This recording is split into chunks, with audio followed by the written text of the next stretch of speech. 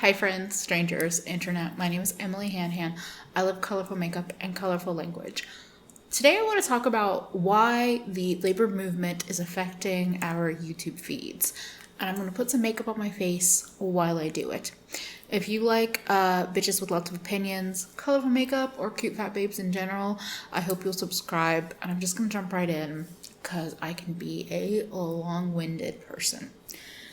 So this is a trend that I have noticed for a little while now, and some conversations with friends and videos that have entered my YouTube feed inspired me to talk about it. So I have lots of conversations related to things and stuff. Anyway, I talk with Audra on a regular basis, and we were having a conversation recently, and it led to, for me, the feeling that this was a trend. And then another friend, T of Nappy Headed Jehovah, just uploaded a video about why all of our YouTube feeds are emptying out, why people are going to be leaving YouTube even more, and a lot related to how a lot of the patterns and trends of the platform. It's live now. I got to see it as early access as a patron, but I will link it in the cards here. And it's a really good video, and it inspired me as well to just talk about it. So when I say the labor movement, that, I don't know if that's an official term or if it's something that I pulled out of my ass. But I think of it as the movement that is happening, in particular across the United States, although it could be happening beyond that. My brain currently doesn't have that information, and I'm gonna try not to talk out of my ass. No guarantees. But the labor movement, to me, is this movement where many more people are saying no. They are saying no to managers and bosses that are basically abusing their power. They are saying no to jobs that are putting them in a position of choosing the job or their family, the job or their health, their mental health, their free time.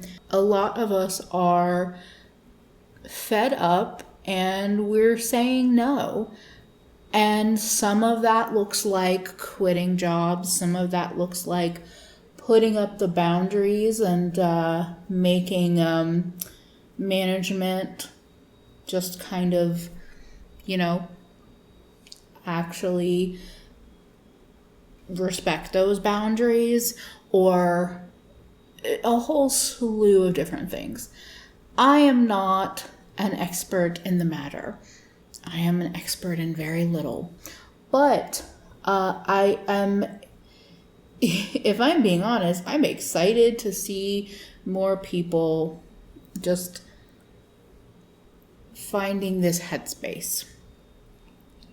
I also know that there is a level of privilege to doing things like leaving jobs or all of that. There is a privilege to it. But I think that more and more of us have realized the last going on 2 years, and before that, I'm going to say and before that, but the last 2 years exemplified that employers don't care about their staff. And if you work for somebody who seems to care about you, I love that for you, but on a whole, they are businesses, and they're always going to prioritize the bottom line over anyone's well-being. That's been proven time and time again. And something that I have been picking up on is that there are fewer and fewer, new videos in my YouTube feed. I want to call it my YouTube inbox. I might say that over the course of this video. And so I noticed this change probably starting in the spring of 2021, this kind of downshift in content. At first, I felt like this was an obvious, like, swing back from 2020 and this, like, heightened production of content, because I know there are plenty of people that had to work all through 2020, and I have so much respect and appreciation for you all, because I don't think I could have done that. But it did feel like a natural change.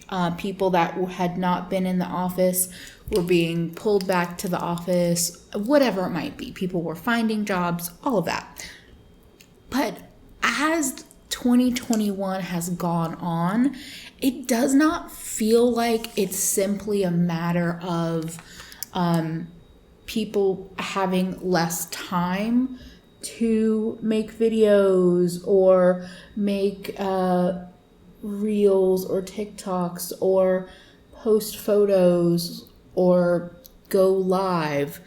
To me, it feels like an obvious shift in prioritizing your mental health and your well-being over content.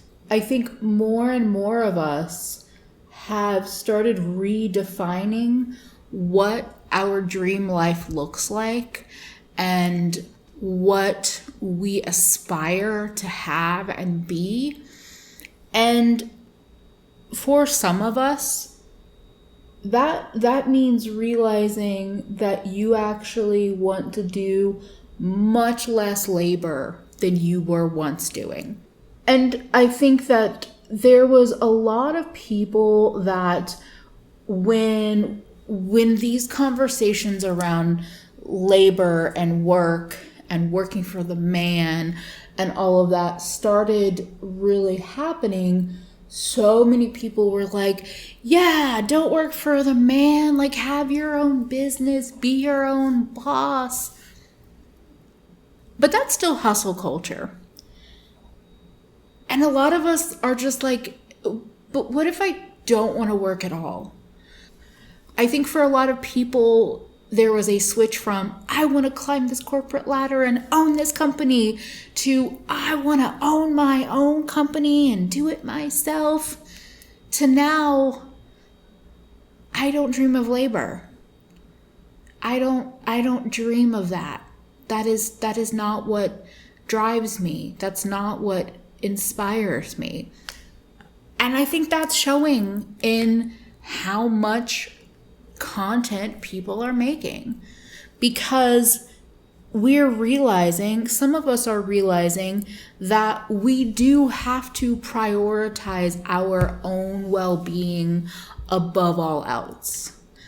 And rather than just ignoring the signs that we might be feeling burnout, or ignoring signs that we're not inspired in this moment, so why force ourselves to make, things, we're listening to our bodies, we're listening to our minds, and people that are listening to these signs, they might still be dreaming of owning their own business. I'm not gonna say that I know what everyone is dreaming, because I don't. But I think that more of us, more people, are understanding that there is so much more to life beyond just work. And let me make it clear, this is work. Making videos is work. Taking photos is work. Uploading those photos to Instagram is work. Writing captions is work. Making TikToks is work. Making reels, also work. Sharing things to your stories, work. Tweeting, work. A lot of that is a hobby for a lot of us. But when those things pay your bills, or are putting you in the path of being able to pay your bills through those things, they are work. And I think that more people are also understanding that. And by more people, I don't necessarily mean the people that are hiring. I don't mean, the CEOs. I just mean in general. As somebody that's been active on social media for over a decade now, and, I call myself a person of the internet, and somebody that has worked in social media also for over a decade now, there are a lot of people that don't see that as work. And there are still a lot of people out there that feel that way. But I believe that more people are understanding that this is work and it's a viable career path. And I mean, it's more than viable. It's a very lucrative career path if you do it right. It can also be a very unlucrative career path, depending on everything. There's all this culmination of stuff happening, and I probably forgot where I was at. I was talking about how social media is viewed as an actual job more now. It's not, everyone doesn't, there's still a lot of condescension or just down talk towards this kind of work, that's for sure. But I think more people, even if they don't understand exactly what you're doing, maybe they respect it a little more. I don't know. Y'all can correct me in the comments if you feel like it's different. Maybe it's that I have just tuned out any of the people that are like, oh, what do you tweet all day for a job? Are you just on your phone all day? Because I've been doing it for so long that I just don't have the patience to hear people like that. But to go back to, or to try to move forward to a point, I think that there are so many more people that are understanding that there is more to life than work, even if the work is your business, your creation, your little baby or whatever. I don't. That's not actually a good phrase for me, but I said it. Whatever. We're realizing there is more. There is more. And even when it's something that feels more gratifying than maybe your 9 to 5 or whatever your, 9 to 7, 8 to 8, whatever bullshit schedule we get stuck with, even if it's better and more fulfilling than that work, it's still work. And so if we're not in the mood, we're not going to make content. If we don't have the time because we don't have spoons, or we don't have bones, or we don't have the money to buy new things, or we just don't have the inspiration, we're not gonna make the content because because life is more than work. And so when you see bigger creators step back and go from making 3 videos a week to 1 video a week, or step back from making 1 video a week to 1 video every 2 weeks, I'm thinking especially the real big creators, I feel like that's part of it. Or if we're uploading less, we're doing fewer, things on other platforms, because for so many people, social media isn't just one platform. It's not just making YouTube videos. It's all of those things that I said earlier that are work. We're seeing that the world is never going to prioritize ourselves, so we have to do that. And then the part that T talked about in her video also really is a huge aspect of it, because YouTube has, an algorithm that prioritizes thin, white, conventionally attractive, rich people that are creators. They just do. That's what the algorithm prioritizes. And T actually talks a lot more about also changes in the algorithm and what's working now. This is why I say, especially if you're a creator or if you're just curious as to like, what the hell is happening? It's a great video. But that's another thing that's reminding us that we have to prioritize ourselves. And YouTube is absolutely not the only platform that's been up to some shit.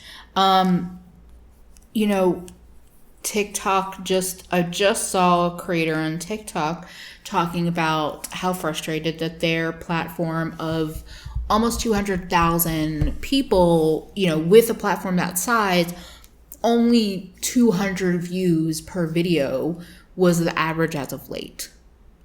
That's a tiny percentage. That's not normal.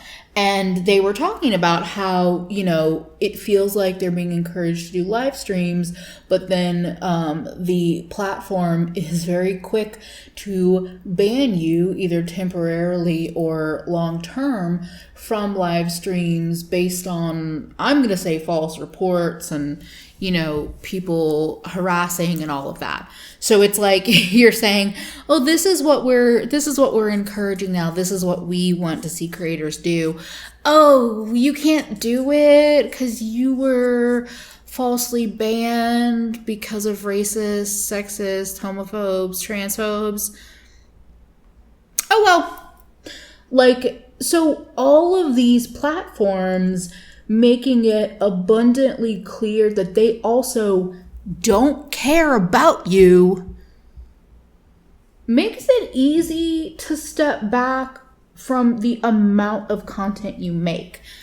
None of what I'm saying means that social media is going away or that, like, I don't think it's dying. I just don't. I don't think that, I don't think we can go backwards in time in terms of like the impact that social media has had on everything.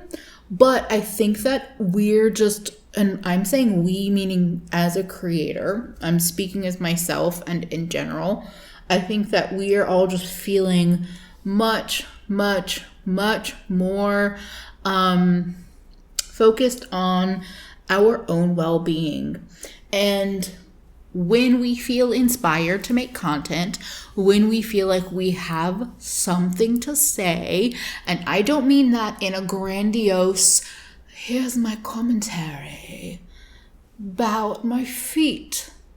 No, I just mean, do I actually have anything to say today?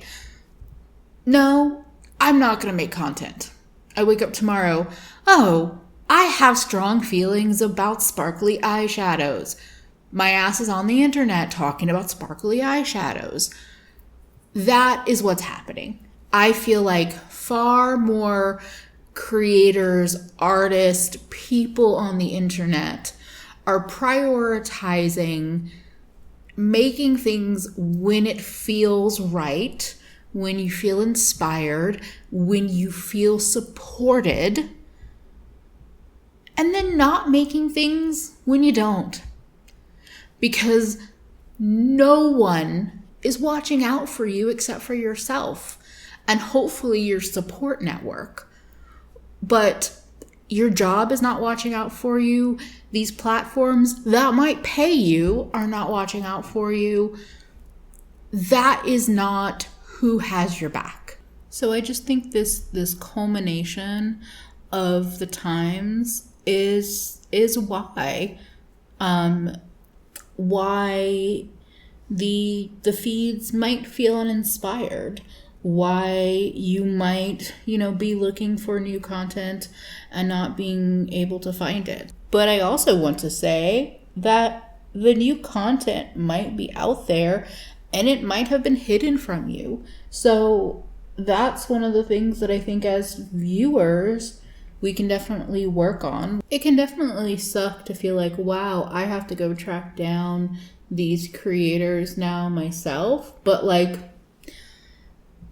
if you haven't been paying attention, that's kind of what Black creators and creators of color have been saying for a while now. Like, I definitely saw it in the videos that I watch and the people that I follow, them saying like, make sure you're still subscribed, make sure, you check out my other platforms to make sure that you see when I upload and you see other places that I'm active in. It's just unfortunate that a lot of platforms are suppressing creators.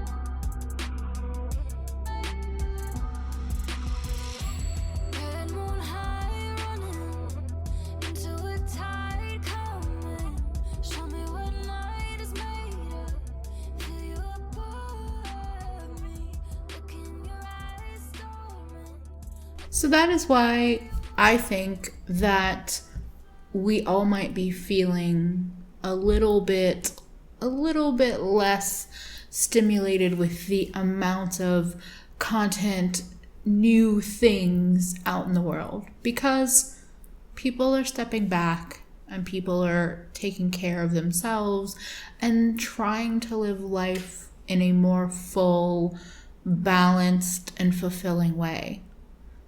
I don't think a lot of creators are just going away forever. I personally don't think that. But I think there might be platform changes, there might be content shifts, they're going to be things that are going to feel different than what was happening.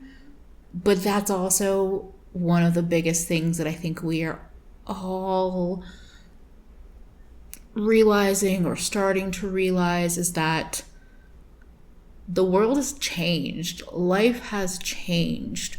There is no getting back to normal. There is a new normal. We're not going back. It's just not happening. Just like how so many people are dealing with these realizations, how so many people are coming to grips with the fact that what life looks like now is so different from before, and that it might still change, but it's not going back. Just like so many people are processing that information, so are creators. We are those people. And so things are going to change, things have changed.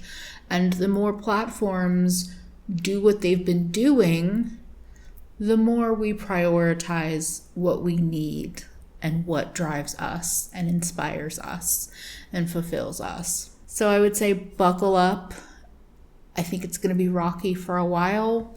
And I think that if you have creators that you really like and really feel inspired by, this is a good time to remind them. Just because they might not be making content or making as much as they once did doesn't mean they couldn't use a little reminder. This is actually the perfect time to remind them. On that note, I hope you enjoyed this little chatty commentary. Get ready with me. And if you have any questions about the makeup, feel free to leave it in the comments. But I also would love to hear from y'all how you're feeling. If you're a creator, definitely voice off in the comments. If you're a supporter, your voice is also welcome. I would love to hear how you're feeling, what you're thinking, and what maybe you think the future of social media might look like. In the near future, far future, any of that. Thank you so much for spending a bit of your day with me. I hope you'll subscribe if you haven't yet. And most importantly, don't forget to take care of yourself today better than you did yesterday, because you are worth it. Bye, friends.